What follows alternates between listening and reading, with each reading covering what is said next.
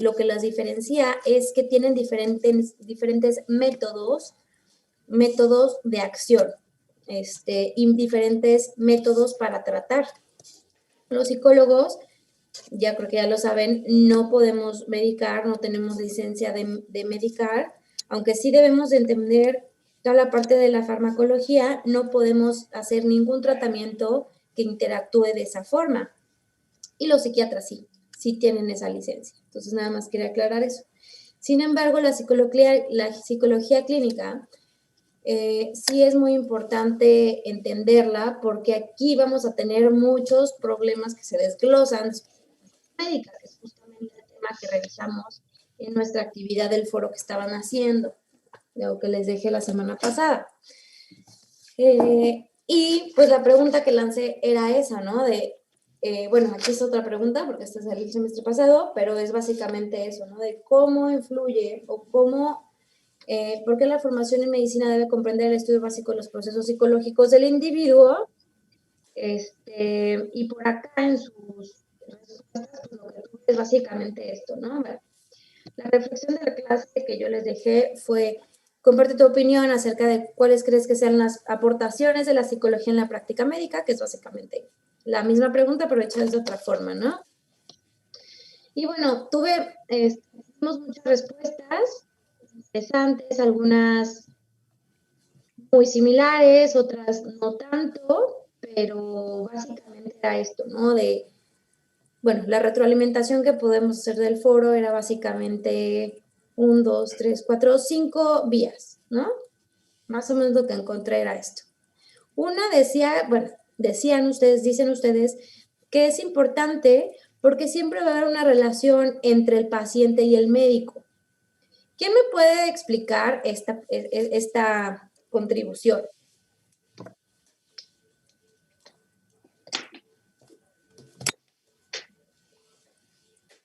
O sea, ¿por qué sería importante rescatar la relación entre el paciente y el médico? Levanten la manita. Sí, ahorita participas y después sigue Luis Ernesto. Y los que quieran participar, levanten la mano y ya voy viendo aquí, ¿sale? Es importante tener una buena relación para que exista, o sea, paciente-médico, para que exista esa comunicación y también para poderle brindar confianza al paciente, pues porque obviamente por un doctor, por más mérito que tenga, si no te da la confianza o si no te convence o si sientes que no te presta en realidad atención, pues vas a optar por descartarlo y buscar a alguien que sí te escuche. Entonces, te voy poniendo cómo van participando, ¿sale? Entonces lo que dice Itzel es que esta relación paciente-médico es importante. En esta relación paciente-médico o médico-paciente, más bien médico-paciente, sería importante desarrollar habilidades, lo que entiendo, desarrollar habilidades personales de comunicación y de empatía. ¿Ok? Bien. Luis Ernesto, luego Galilea y luego Isaura. Pues exactamente como dice mi compañera Itzel, nosotros debemos de tener como que vincular esa confianza para que hacer un interrogatorio médico, el paciente nos pueda contar con facilidad qué es lo que tiene o qué padecimientos ha sufrido o cómo va su desarrollo. Porque si no tenemos esa comunicación, el paciente no nos va a hablar, no nos va a decir mentiras o va a estar con su barrera de ese tipo de pacientes que encontramos en el hospital, que les preguntas qué tiene y no te van a responder. O por ejemplo en el tratamiento, si confían en el médico, tú les vas a dar un tratamiento y si el paciente confía en ti, y si en dado caso el paciente no confía en ti o no tiene esa como que fe en ti, el paciente va a decir: es que este médico no me sirvió, este médico no sabe, o este médico esto. Igual en la empatía, nosotros debemos de animarlo, se podría decir, porque no sabe si están en su peor momento, se podría decir, de su vida, y nosotros tenemos que fomentar esa ayuda para que el paciente egrese más rápido de su patología. Ok, gracias. Muy bien, muy interesante. Esta parte de la am, del apego, es otra palabra, pero esta parte del apego a los tratamientos es muy importante y también sí creo que tiene que ver la confianza que tenemos con un médico, pero también tiene que ver el estado emocional del paciente para afiliarse a los tratamientos. Entonces, sí sería importante, bueno, algo de lo que también rescaté aquí que ustedes pusieron es que a veces los pacientes le atribuimos nuestros síntomas a cuestiones orgánicas, cuando muchas veces, según lo que pusieron aquí, tiene que ver con más bien una afección psicológica o emocional o incluso ambiental, ¿no? De que en casa estén las cosas así, no sé qué. Por ejemplo, los niños que tienen eneuresis, que mojan la cama, por ejemplo, habría que ver si el problema fuera orgánico, llegan a consulta a niños, ¿no? A pediatría, supongo, ¿no? Y no, pues es que el problema es que moja la cara, ¿no? Cuando a lo mejor ya el médico, si tiene desarrolladas estas habilidades, sería primero hacer como una anamnesis, claro, o de la parte orgánica, pero también una reflexión y un entendimiento más integral de qué es lo que está viviendo este niño que lo hace tener esta condición de neuresis, ¿no? O sea, como decir, ¿qué está influyendo en este niño? Descartar la parte orgánica y después de decir, mis habilidades me dicen que aquí hay algo. Entonces, a lo mejor explorar un poquito cuál sería la dinámica familiar, cuál sería la dinámica escolar, ¿no? O sea, yo entiendo que no es un trabajo de que van a hacer un trabajo de un psicólogo para ver si hay bullying, lo que sea, pero sí obtener más información de la que normalmente podríamos obtener si tenemos estas habilidades desarrolladas. Muy bien.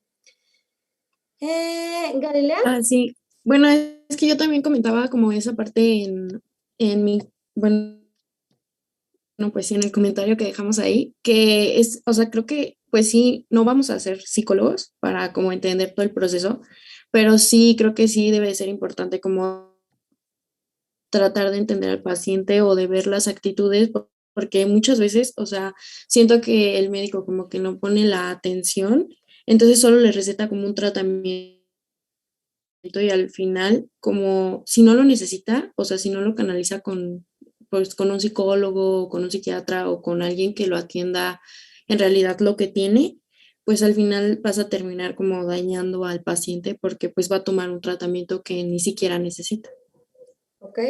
Sí, esta parte que menciona Galilea es algo que mencionaban muchos también, ¿no? Que integran los síntomas a las condiciones del propio paciente, porque también acuérdense que luego estamos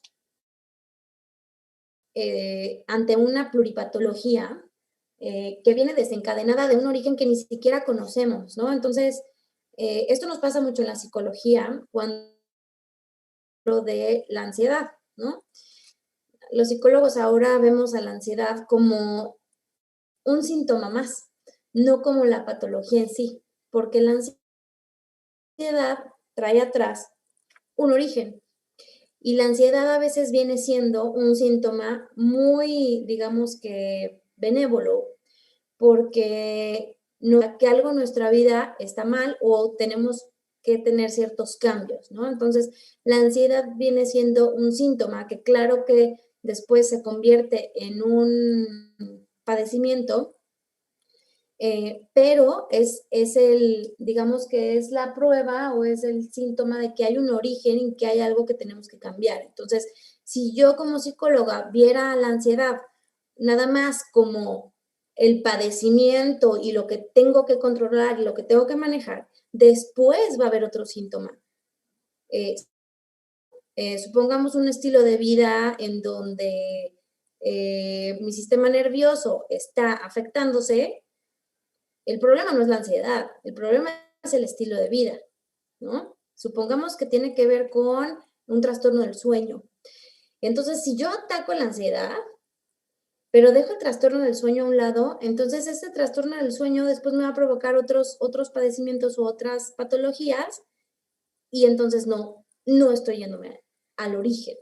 Entonces es importante tener esa integración de los síntomas y esa integración de las esferas del individuo que es otra aportación muy importante que me pusieron, que hay que ver las esferas, ¿no? Biopsicosociales del individuo para poder integrar los síntomas y para poder tener un tratamiento más efectivo. Muy bien. Isaura, antes de irnos a la siguiente parte, porque ya me está corriendo Zoom. Sí, yo creo que también como lo mencionaron y como también usted lo mencionó, era sobre todo el hablar con el paciente, el entenderlo. Igual como dijo Galilea, no es el que seamos psicólogos, sino el saber llegar hasta un punto en el que la enfermedad no es tanto una área biológica, sino una área psicológica. También yo creo que sobre todo la relación médico-paciente tiene que ser muy estrecha, por lo mismo de mentiras o lo mismo de que tiene que haber una confianza, pero también yo creo que tú tienes que ir construyendo esa misma relación. O sea, si la persona llega y te quiere hablar claramente de cómo se siente, y empieza a hablar de cosas que a esta persona le parecen importantes, no tienes por qué callarla, porque de esa manera se genera esta misma como confianza que es necesaria para esta relación.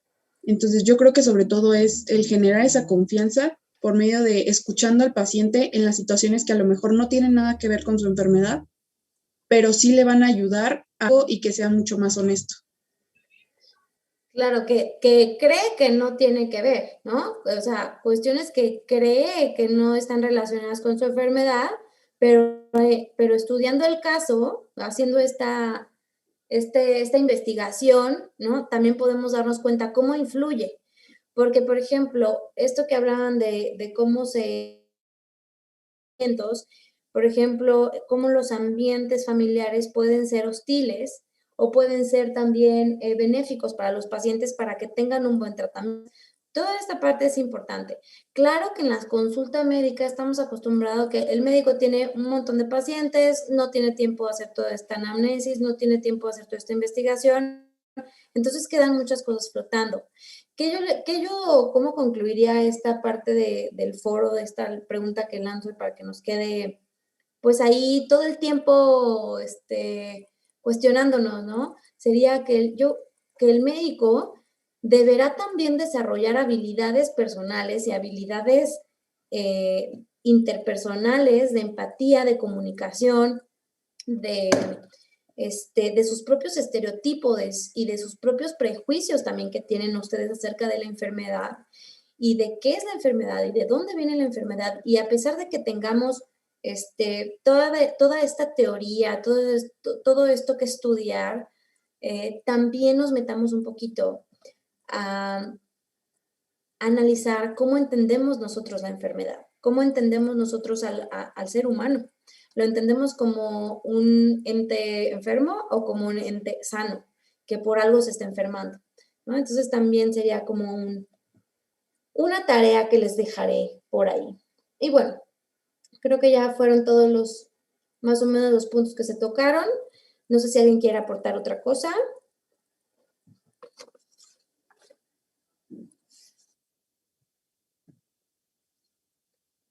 No, les cuelgo y ahorita nos volvemos a conectar para seguir con la segunda parte de la clase, ¿sale? Sí, gracias. Gracias. Ahorita se conectan ahorita. Un minuto.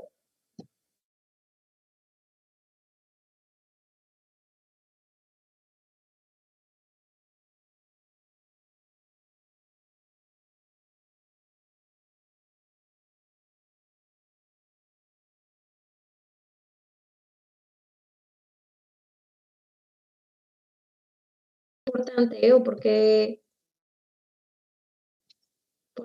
nos pusieron esta materia de psicología médica en su primer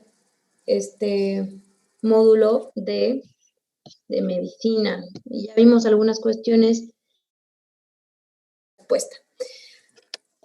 Estamos entonces revisando, chicos, que la psicología ha tenido una evolución y ha tenido una historia y ha venido actualizándose, pues dependiendo de los momentos históricos en los que hemos estado, dependiendo de cuáles eran las teorías o las corrientes disponibles en ciertos momentos. También cuáles han sido las necesidades de los individuos. Yo estoy segura que lo han visto ahora con la pandemia del COVID-19, cómo se han intensificado ciertas necesidades psicológicas de los individuos que antes ya existían, pero digamos que en diferente forma y en diferente tiempo, ¿no? Supongamos que, no sé, atendíamos en las consultas de psicología, o se atendían las consultas de psicología ya a personas obviamente con trastornos de ansiedad, con trastornos depresivos, pero no tantas personas al mismo tiempo. Y lo que hizo en la pandemia fue justamente, pues, alterar de forma social, por la psicología que estamos hablando, tipos de psicología, de forma social o de forma masiva a la población, con cambios que tienen que ver, pues, a nivel global, ¿no? Entonces, el encierro, la incertidumbre o la poca certeza que teníamos, el poco conocimiento que teníamos de la enfermedad, eh, todos estos duelos que vivimos, no nada más de personas que eran allegadas a nosotros o de personas conocidas, sino estos duelos, incluso el tener que dejar las oficinas, las escuelas, los grupos sociales, los amigos, etcétera, todos estos duelos pues, también tuvieron impactos en a nivel emocional y a nivel psicológico en las personas al mismo tiempo. Entonces, la psicología tiene que estar avanzando y tiene que estar valiéndose de diferentes cosas dependiendo de las circunstancias en las que esté. Entonces, dicho esto, podemos empezar. Voy a dar nada más ¿cómo se llama? Pues sí, una referencia rápida acerca de cuáles son las teorías principales o cuáles son las corrientes principales en las cuales se basa la psicología. También está en la voy a dejar en la presentación, ¿sale? Si muevo algo, pues ya lo actualizo y luego se los pongo ahí. Bueno, las principales corrientes de la psicología, vamos a ver 3 corrientes principales nada más. Después, si al final del curso tenemos tiempo, que lo dudo, pero tal podremos ahondar más, ¿no? Pero las principales corrientes de la psicología, pues bueno, vienen siendo estas que elegí. Tenemos el psicoanálisis.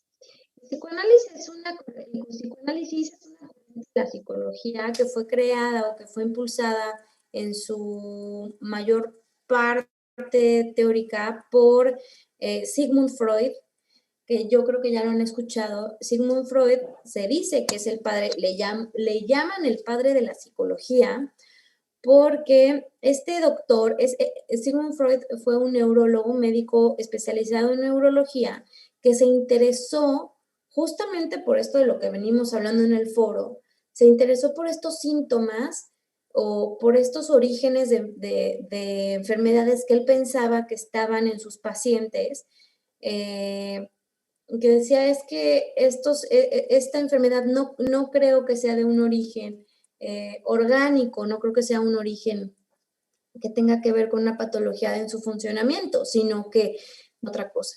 Y entonces crea el psicoanálisis como un método de exploración y como un método de tratamiento para sus pacientes que él llamaba que eran sus pacientes histéricas. Por eso se desarrolla el concepto de histeria. Y la histeria no es más justamente que estos síntomas físicos que se esconden atrás de los traumas, ¿no? Entonces, él decía que, bueno, que tanto la histeria y la neurosis, que introduce estos dos conceptos, son síntomas físicos que provienen de traumas y que los traumas se originan en la niñez. Entonces, Freud le daba como mucho énfasis ya desde ahí a este tipo de psicología que sería la psicología evolutiva y la psicología clínica, porque pues observa todos estos padecimientos, estas patologías, pero dice es que eso tiene que ver con algo que pasó en la niñez. Entonces, él tenía a sus pacientes, que le llamaban las histéricas,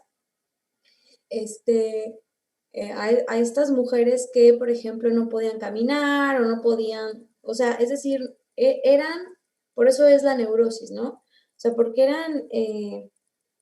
eran pacientes que tenían un impedimento, pero no era un impedimento orgánico. Esto fue importante porque él como médico podía detectar y podía entender que no provenía de un daño orgánico, sino que tenía otro origen. Y después fue descubriendo que estas mujeres histéricas, sobre todo en los traumas que tenían, era en la cuestión sexual. La cuestión sexual entendida, como Freud lo explicó, como una evolución en el individuo que parte por etapas. Entonces, por ratito los voy a mencionar, ¿no? Entonces, que debe haber algo en la parte, ya sea, en la parte sexual, ya sea un abuso que haya sido reprimido, ¿sí? O un deseo que haya sido reprimido. Entonces, también Freud explicaba que la sexualidad obviamente no es la misma en un niño que en un adulto y que también la sexualidad va evolucionando a través de diferentes etapas. Los principales métodos para Freud fueron la catarsis, que tiene que ver con el expresar de forma oral todo lo que pensamos, ¿no? Otro método que utilizaba era la hipnosis, y la hipnosis la desarrolla como un método de acceso al inconsciente, que ahorita lo voy a explicar, y la asociación libre. Entonces, la hipnosis y la asociación libre como métodos para acceder al inconsciente, ¿no? Entonces, vamos a revisar ahorita con un ejemplo así como rápido cuál sería la asociación libre. Y decía que es importante acceder al inconsciente porque ahí justamente se encuentran nuestras huellas némicas, o por decirlo de otra forma, nuestras primeras impresiones del mundo. Y que estas primeras impresiones del mundo iban a determinar lo que somos hoy y lo que podemos desarrollar como una patología. O, como él lo explicaba, como una neurosis. Aquí explicado de forma gráfica, les tengo este diagrama, que es la metáfora del iceberg.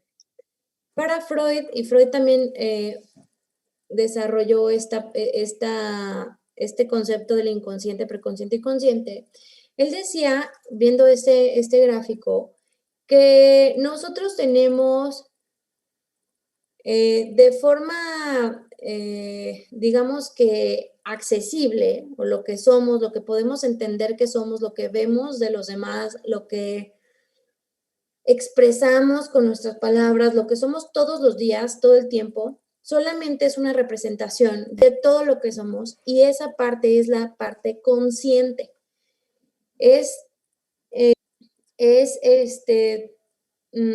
Solamente la representación de todo lo que configura lo que somos, pero no tenemos acceso a todo lo que somos, porque él decía que era bastante, bueno, que eran huellas némicas, que eran nuestras primeras impresiones, pero que también había cosas muy desagradables que tienen que ver con nuestros traumas. Entonces, decía Freud que el inaccesible, solamente a través del preconsciente, que es esta parte, digamos que el limbo, ¿no? Es un límite, podríamos sacar información del inconsciente. Y decía Freud que sus métodos que acabo de mencionar, que serían la catarsis, la hipnosis y la asociación libre, a través de estos tres métodos, podríamos acceder al inconsciente. ¿Cómo? Pues bueno, primero haciendo como, él utilizaba el diván, no sé si sepan que es como este sillón en donde el paciente llegaba, cerraba sus ojos, lo que sea, se ponía cómodo y empezaba a hablar. Y él empezaba a hacer preguntas, ¿no? No tenía acceso a su cara. El psicoanálisis rígido o tradicional es así, ¿no? O sea, no te estoy viendo la cara, simplemente estoy escuchándote. Y todavía es una técnica o es una corriente que es muy utilizada. Los psicólogos luego ya fuimos como deformándolo un poquito, pero tenemos arraigo en estos conceptos tan tradicionales, ¿no? Porque después vamos entendiendo que sí, el ser humano tiene como esta necesidad de protegerse de lo feo. ¿Por qué? Porque de esta forma nos podemos adaptar. Y ahí es donde entran los mecanismos de defensa, que es un tema que vamos a ver más adelante, de forma más, pues más adentro, más profunda. Entonces, los mecanismos de defensa lo que nos ayudan justamente es evitar acceder al inconsciente porque resulta tan doloroso o resulta tan incómodo, pues que no podemos o no queremos tenerlo todo el tiempo presente. O sea, un trauma, algo que nos ocasionó una adaptación en nuestra vida, digamos, no sé, una fobia, por ejemplo, ¿no? Supongamos que vimos una película que nos impactó muchísimo cuando éramos niños, eso, vimos la película de eso, entonces, Ernesto, entonces vimos esa película, se quedó huella anémica. No me acuerdo la película de eso, pero sé que tengo fobia a los payasos, ¿no? Entonces, mi mecanismo de defensa sería evitar los payasos, ¿no? O sea, no quiero ver payasos. Entonces, ese sería un mecanismo de defensa que me hace a mí adaptarme al medio ambiente para no estar todo el día acordándome de ese trauma. ¿Qué pasó, Luis Ernesto? ¿Y a qué se debe cuando una persona tuvo como que un impacto muy fuerte que ya no lo recuerda, o sea, se le olvida? Y lo deja así como algo olvidado. Justamente ese es un mecanismo de defensa muy utilizado, que es la represión, ¿no? La represión es simplemente, pues como su nombre lo dice, reprimir, evadir por completo ese recuerdo o ese suceso que tuvo en su vida, para seguir adelante, ¿no? Es una adaptación. Los mecanismos de defensa lo que nos ayudan es adaptarnos. Ahora, hay mecanismos muy arcaicos, que les llamamos así, mecanismos arcaicos, y hay mecanismos más complejos, ¿no? Después vamos a verlos. ¿Qué pasó, Nico? Eso de reprimir el recuerdo a la larga no trae más consecuencias. Claro que sí, puede que traiga varias consecuencias, porque lo que pasa es que no entendemos de dónde viene esa acción. O sea, por ejemplo, yo ahorita hablé de una fobia, pero supongamos que nuestras relaciones interpersonales, no sé, resulta que, no sé, o sea, me enamoro de alguien y estoy muy enamorado y todo va bien, pero llega un punto en que yo me echo para atrás, ¿no? Entonces, supongamos que estás con una persona que estás muy bien, ya en tu relación, ya vas avanzando, ya están saliendo y todo, pero llega un punto en que te echas para atrás. Ok. Entonces, sí puede ser peor de lo que esperamos, porque eso que me hace echarme para atrás con las parejas o en las relaciones, no nada más amorosas, sino puede ser en las amistades, tal vez tiene que ver con algo que yo estoy reprimiendo y que estoy rechazando de mí, pero puede ser que lo esté rechazando porque no lo conozco y no lo he podido integrar y no lo he podido adaptar en mi vida. Entonces, supongamos que ese rechazo viene porque cuando yo era chico, sufrí un abuso. No tiene que ser, digamos, un abuso, una agresión física de parte de mi familia, ¿no? No sé, mi padrastro me agredía y mi mamá no me defendía. Entonces, yo crecí con eso, pero lo reprimí o lo negué o dije, sí, no, yo ya lo arreglé, pero lo arreglé con un mecanismo de defensa. Entonces, lo que pasa con los mecanismos de defensa es que no nos permiten evolucionar, sí nos permiten adaptarnos, pero no evolucionar. Entonces, hasta que yo no tengo acceso a ese evento inconsciente, esto es lo que dice el psicoanálisis, ¿no? Hasta que yo no tengo acceso a ese evento inconsciente y hasta que no surge en mi consciente, no lo voy a poder arreglar. Y si no lo puedo arreglar, va a traer ciertas consecuencias en mi vida. En este caso, del ejemplo que puse, que se me ocurrió, fue que no voy a poder tener una relación interpersonal con alguien terrible en los demás. ¿Por qué? Por este evento traumático que no he podido solucionar y no he podido traer a mi consciente. ¿Ok? Entonces esta sería como la teoría del psicoanálisis, en donde pues sí, se insertan los traumas durante la niñez y es muy difícil sacarlos al inconsciente a menos que se haga un trabajo realmente de catarsis, hipnosis o asociación libre. Este ejemplo siempre lo pongo cada año y lo vuelvo a poner. Les voy a decir algo y quiero que se tomen el tiempo para reflexionarlo o para recordarlo, ¿ok? ¿Cuál fue o cuál es el pastel de cumpleaños que recuerdan en su vida?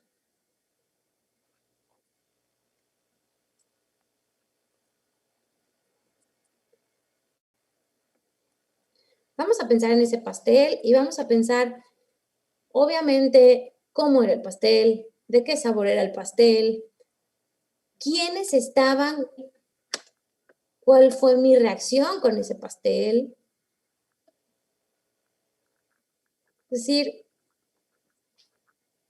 ¿qué es lo primero que recuerdan cuando yo les digo el primer pastel de su vida? ¿Quién se anima? Justamente me acuerdo de mi primer pastel por un hecho traumante para mi edad, yo creo que tenía como 4 ¿Sí? años. Y me acuerdo que al momento de la mordida me empujaron muy fuerte, que me pegué en la nariz y me empezó a salir sangre. Y por eso lo recuerdo. Entonces, ¿Cuántos como años 4 tenías? años. Entonces, por eso lo recuerdo. Sí, ok, ok. Miguel,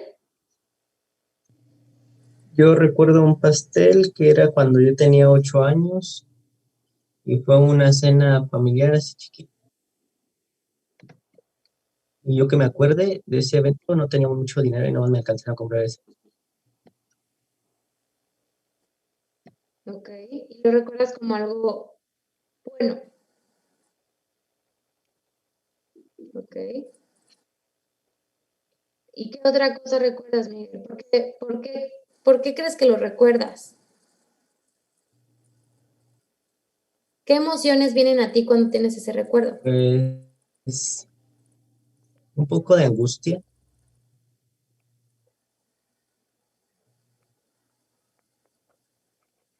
o ¿Angustia? porque no quería ese pastel desde un inicio. ¿Por qué? ¿Te acuerdas? No me acuerdo. Ok. Dania, Yo el primer pastel que recuerdo es cuando tenía como 3 años. Era un pastel como con betún rosita. Y me acuerdo que estaba en casa de mi abuelita materna y estaban mis tíos, mis papás, mis hermanos y así. Y me acuerdo porque cuando yo era niña a mí me daba como miedo o no sé, ver la vela prendida. Entonces me acuerdo que yo estaba llorando porque no me gustaba ver que tenía una vela el pastel. O sea, como que no me gustaba eso. ok, ok. Sí, no,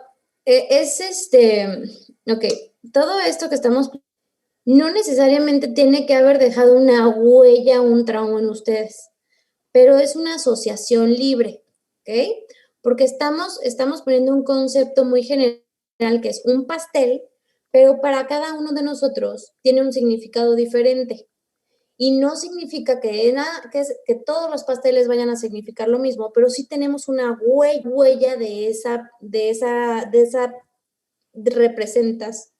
representación que es un pastel de cumpleaños, que para unos puede ser buena, para otros no tanto. ¿Sí? Que para unos puede tener un significado muy alegre y para otros no tanto. O sea, decía, es que me da angustia, ¿no?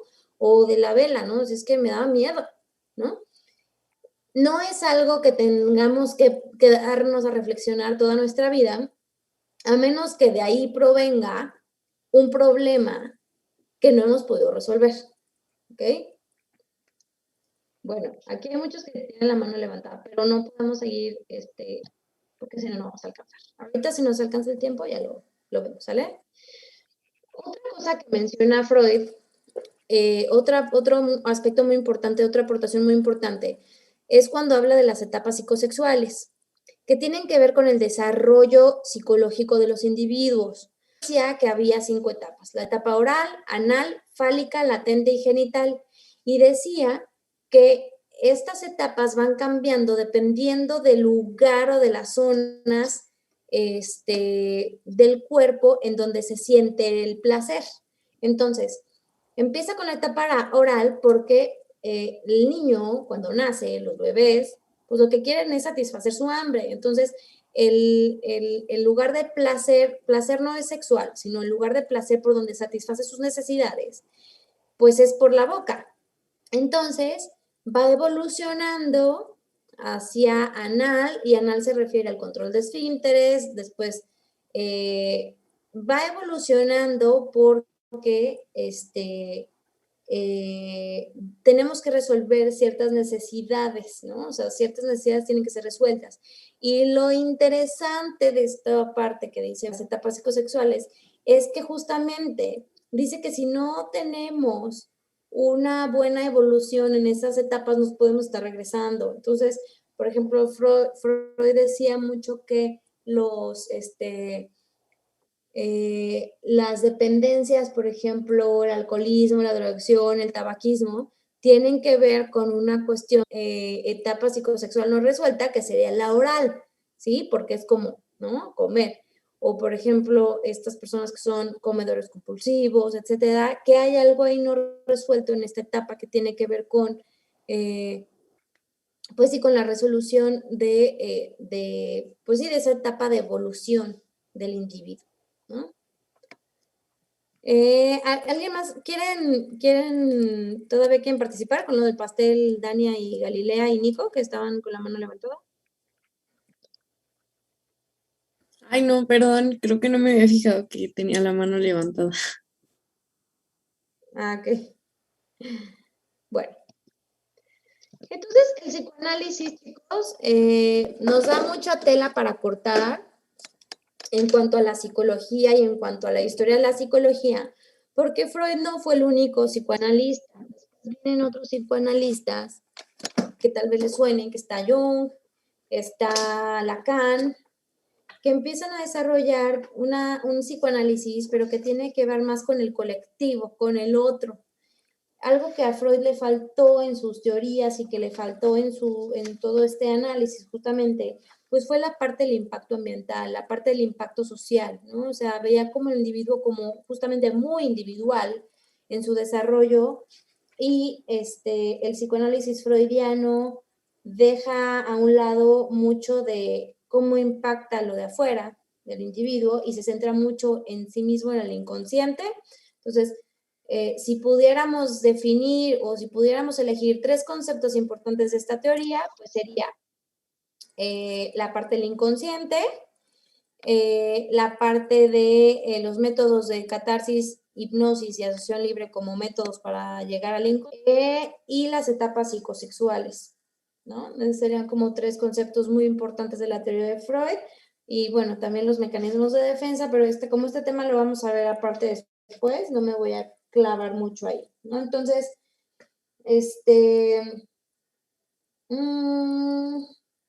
bueno, sí, entender. No sé si haya dudas acerca del psicoanálisis, neurosis, entonces la neurosis vendría de un trauma, si está claro, de un trauma que no se pudo resolver, que está en el inconsciente. Entonces causa síntomas orgánicos o biológicos que no se pueden descubrir a través de ningún otro método biológico más que el psicoanálisis, el acceso al inconsciente y el entender cuál es el mecanismo de defensa que se utiliza para atacar, ¿no? Pues ya, eso sería el psicoanálisis, ¿sale? Bueno, después fíjense que viene otra teoría, otra corriente muy importante que es el conductismo. Sé que la psicología conductista fue la perspectiva dominante durante la primera mitad del siglo XX. Sus creadores, bueno, aquí no lo pongo, pero no sé si está. Su creador, Watson, que aquí se menciona Watson, también después aporta al conductismo Pavlov y Skinner, con sus condicionamientos tanto clásico como y bueno, los conductistas consideran que la conducta es un fenómeno susceptible de observación y de cuantificación, y las leyes que rigen el comportamiento son compartidas por cualquier especie. Los conductistas no es que nieguen al psicoanálisis y ninguna conducta niega a otra. Lo que pasa es que evoluciona la forma de entender al ser humano. Entonces, por ejemplo, pues el psicoanálisis lo que dice es que al ser humano se entiende a través de estos conceptos que originan el psicoanálisis de el inconsciente, los traumas, las etapas psicosexuales, los mecanismos de defensa. Y el conductismo tiene un entendimiento del ser humano más práctico en el sentido que dice que el ser humano es lo que hace, es decir, su conducta, y dice, eso sí, a comparación del psicoanálisis, dice, yo sí es práctico y mi método sí es observable y es comprobable. En eso se centra mucho el conductismo, por eso nos ha dejado gran aportación a la psicología como ciencia, porque de cierta forma lo podemos comprobar y sus métodos son el registro y la observación, ¿sí? Que se ve mucho como la psicología experimental, si se acuerdan, ¿no? Que tiene un método más rígido y entonces viene del conductismo y de estas metodologías que utiliza. Entonces dice que la conducta es observable, por lo tanto, es medible. Dice que los conductistas decían que nosotros podemos hacer modificaciones en el individuo a través de su conducta. Entonces, justamente sigue este método de la psicología que describe, que predice y que controla la conducta, ¿no? Entonces, los conductistas introducen el condicionamiento clásico, que justamente lo hacen con perros, Pavlov, los perros de Pavlov, no sé si les suene, pero introducen estos experimentos con perros en donde analizan que su conducta está asociada a estímulos. Entonces, lo que hacían era hacer sonar unas campanas, ¿sí? Y después les daban comida. Entonces, después veían que la campana ya por sí sola tenía un efecto biológico y un efecto orgánico que era el salivar. Entonces, a los perros lo que les hacían era, antes de darles de comer, era la campana, ¿sí? Y la campana se asociaba al comer, no necesariamente nada más el alimento. O sea, no era el alimento lo que los hacía babear, sino la asociación que hacían de la campana con el alimento. Entonces, a través de estos, digamos que experimentos que hizo Pavlov con sus perros, desarrolla el condicionamiento clásico. Y después viene Skinner con un poquito más de, digamos que con una aportación un poquito más profunda en el condicionamiento operante, porque Skinner lo que decía era, ok, ya sabemos que la conducta viene por un estímulo. ¿Y qué les parece que podamos controlar tanto la conducta que podamos elegir si es una conducta que queremos que se mantenga o una conducta que queremos que desaparezca? Y entonces introduce el condicionamiento operante, que tiene que ver con poner un estímulo para que haya una respuesta y después meter un castigo o una recompensa para elegir el reforzamiento o la extinción de la conducta. Entonces, esto lo hacemos con nuestros hijos y todavía en la educación tradicional, en las escuelas, y a nosotros todo el tiempo nos lo instauraron, ¿no? No te sientas en tu silla o estás platicando mucho o no entregas las tareas o no estás en paz, o hay un castigo. Pero si todo el día estuviste bien sentado, platicando poco, haciendo tus tareas, nos daban una estrellita y nos la ponían en la frente como un reforzamiento para que siguiéramos apostando por esas conductas. ¿Qué tan benéfico es o no es? Pues bueno, depende las formas en que se haga, ¿no? Ahora, solamente es una corriente que nos dio mucha información, nos hizo, digamos que avanzar sobre todo en lógica con conductas que no son adaptativas para las personas, ¿no? Que los hacen, pues, no poder conseguir un trabajo, etcétera, ¿no? Incluso también la psicología conductista, pues, utiliza en las empresas, ¿no? Los bonos de puntualidad, por ejemplo, pues, un reforzamiento de la conducta, que es la puntualidad, para que los empleados cumplan con sus jornadas laborales y se les da un reforzamiento para que sigan haciéndolo. Y así sucesivamente. Bueno, ya después Skinner, ya después se empezaron a hablar en el condicionamiento operante. O sea, aquí lo importante creo que sería que entendieran cómo va evolucionando la psicología y cómo van integrándose nuevos conceptos para entender más la conducta y para,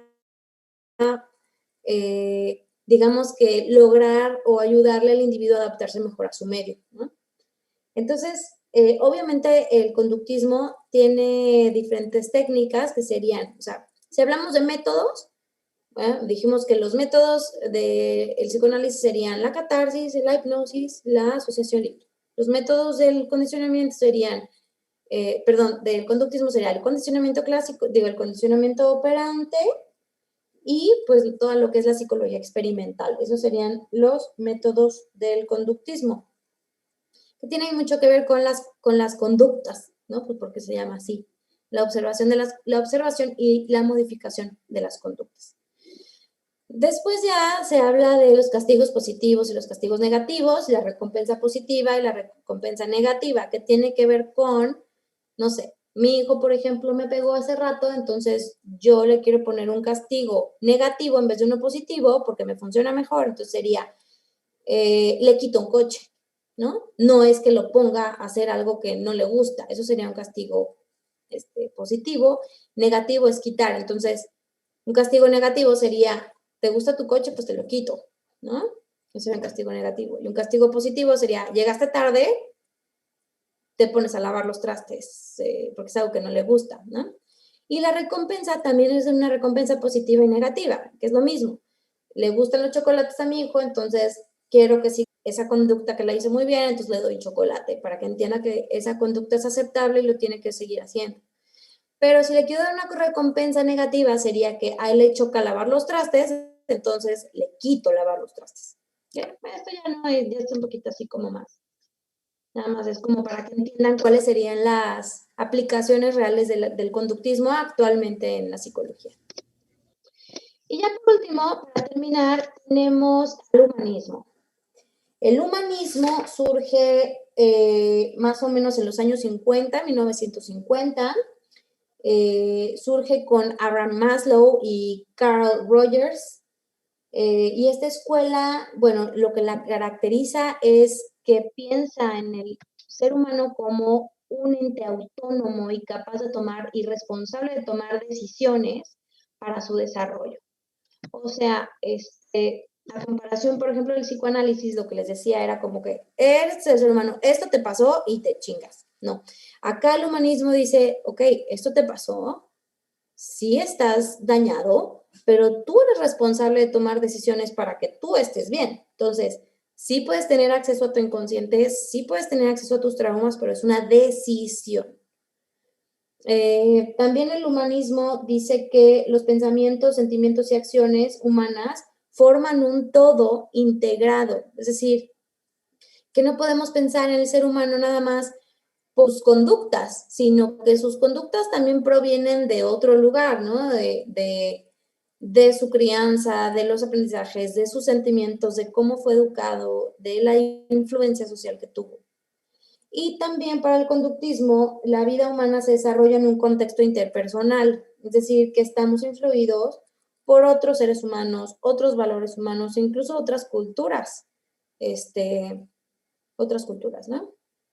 Y pues una aportación importante que tuvo esta teoría fue la pirámide de motivación de Maslow, que yo creo que ya la conocen, ¿no? Que es una pirámide que lo que intenta es explicarnos que los seres humanos tenemos que cubrir nuestras necesidades básicas primero para aspirar a una trascendencia personal o aspirar a un desarrollo humano. Entonces decía que primero tenemos que cumplir, primero obviamente en el contexto en donde crecemos, pues deberíamos tener todo lo básico para poder subsistir y sobrevivir, desde la parte fisiológica hasta la parte de relaciones humanas y luego la parte de seguridad, que es tener un hogar, tener un hogar, tener limpieza, etcétera, para después acceder a la parte de que nosotros nos relacionemos con los demás bien y que eso nos va a ayudar a desarrollar una autoestima y esa autoestima nos va a ayudar a desarrollarnos más como personas y llegar a la trascendencia, que sería el concepto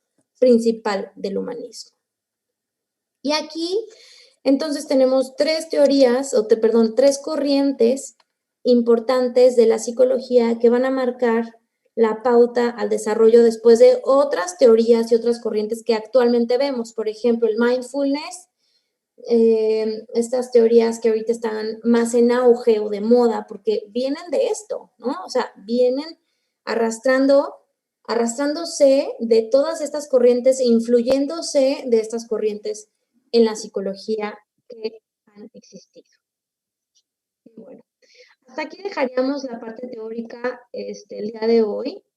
Ya, bueno, me pasé un poquito, pensé que nos íbamos a tardar menos, pero bueno, los dejo para que empiecen a leer, por favor, el artículo que les dejé de personalidad. Es muy importante, es un tema importante. Sí lo vamos a revisar también en clase, pero necesito que me hagan esa entrega. Entonces, tomen este tiempo, que está media hora, y tomen, por favor, la hora del jueves para que puedan terminar de leer. Está un poquito largo.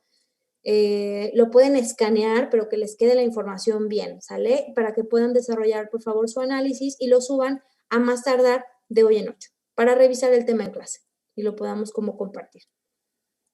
Pues les agradezco, chicos, su tiempo y atención. Entonces, nos vemos de vernos el martes, pero por favor aquí adjuntan su tarea, ¿sale? No sé si haya dudas. Todo bien. Ok. Gracias. Bueno, chicos, sí, gracias. Gracias, buen día. Gracias.